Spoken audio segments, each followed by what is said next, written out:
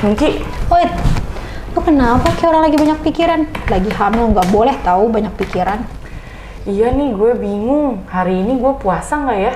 Lah, lu belum kontrol ke dokter lu. Lu harusnya tanya ke dokter lu, di kehamilan lo ini lu boleh puasa nggak? Nah, lu waktu hamil puasa nggak? Gue kan emang nggak boleh puasa karena kehamilan gue dengan keluhan. Dokter gue nggak nyaranin gue puasa. Nah iya ya, harusnya gue kontrol. Nah iya, tapi sebelum lo kontrol, lo mending lihat YouTube ini nih. YouTube ini ngomongin tentang kehamilan di masa bulan puasa. Boleh puasa, mana yang boleh puasa, mana yang enggak. Oh,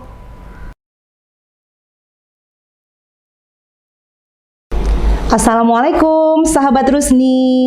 Saya Dr. Atut Cicih Mayasari, spesialis obstetri dan ginekologi yang bertugas di Rumah Sakit Pelni, Jakarta.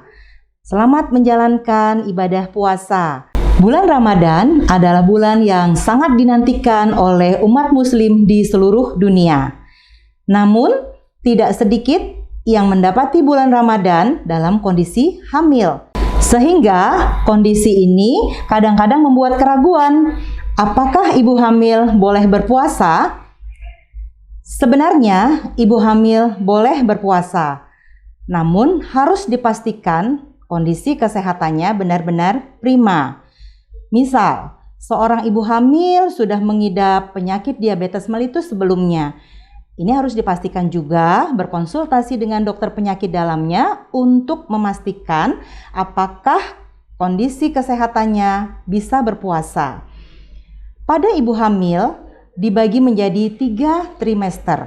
Trimester 1, 2, dan 3. Trimester 1 banyak keluhan, misal asam lambung yang meningkat, adaptasi terhadap hormon-hormon kehamilan yang meningkat. Ini membuat suasana lambung yang tidak nyaman, sehingga pada ibu hamil sering mengalami muntah. Bahkan ada yang muntah berlebihan yang kita sebut hiperemesis gravidarum. Kondisi ini akan mempengaruhi kehamilan. Nah, pada kondisi seperti ini tidak perlu untuk memaksakan diri berpuasa. Trimester 1 adalah trimester yang paling menentukan, sangat penting bagi kondisi ibu hamil. Karena pada trimester 1 ini terjadi yang kita sebut organogenesis atau pembentukan organ-organ pada janin. Sehingga seorang ibu hamil harus tercukupi nutrisinya untuk pembentukan organ-organ pada janin, sehingga perkembangan janinnya akan optimal.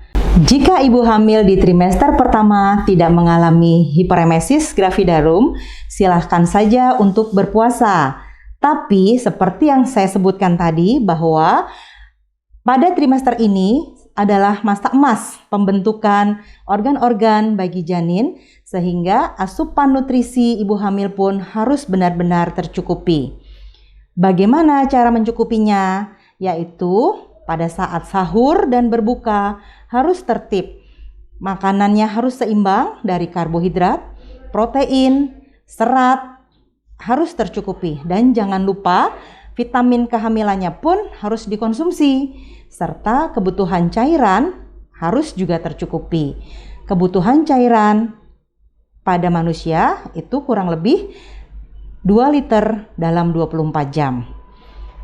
Pada ibu hamil trimester kedua, ini akan lebih nyaman karena kondisi tubuh sudah beradaptasi terhadap kenaikan hormon-hormon kehamilan.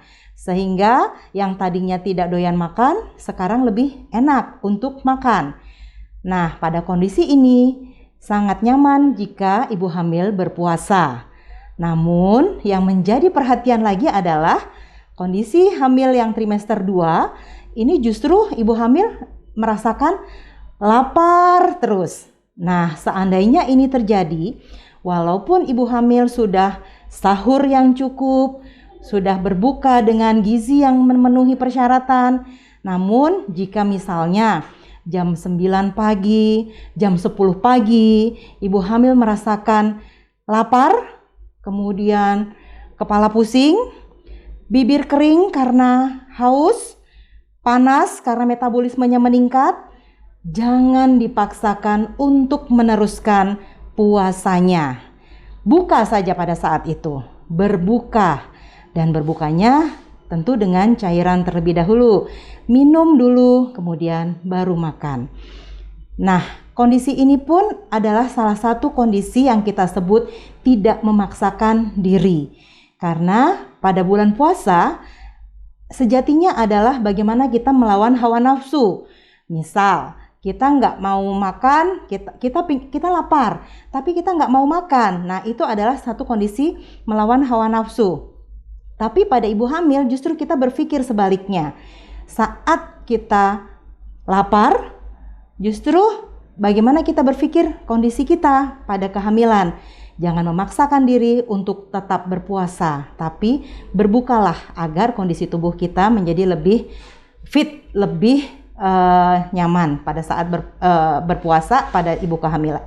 Memasuki trimester 3 kehamilan, kondisi ibu pasti lebih berat karena bayinya sudah lebih besar, plasenta sudah sempurna terbentuk, belum lagi ditambah dengan air ketuban, pasti beban di perut ibu makin berat. Apalagi saat ini ibu akan mempersiapkan diri dalam proses persalinan, sehingga pasti akan mengalami beberapa kondisi yang tidak nyaman. Nah, pada trimester 3 dianjurkan jika tidak kuat berpuasa, tidak usah memaksakan diri. Apalagi pada ibu-ibu yang mengalami pertumbuhan janin terhambat atau janinnya belum mencukupi beratnya sesuai dengan umur kehamilannya.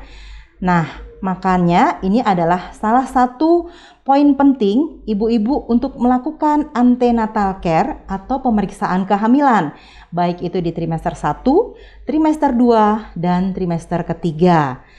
Pada ibu-ibu yang mengalami kondisi pertumbuhan janin yang terhambat, jangan memaksakan diri, jangan egois untuk berpuasa, kasihan janinnya. Jadi, asupan gizi akan lebih ditingkatkan untuk mencapai kebutuhan nutrisi pada janinnya. Dan untuk persiapan persalinan, supaya kondisi janin dan ibu pada saat proses persalinan adalah kondisi yang paling optimal. Demikian tips dari saya untuk ibu-ibu hamil yang ingin menjalankan ibadah puasa. Salam sehat!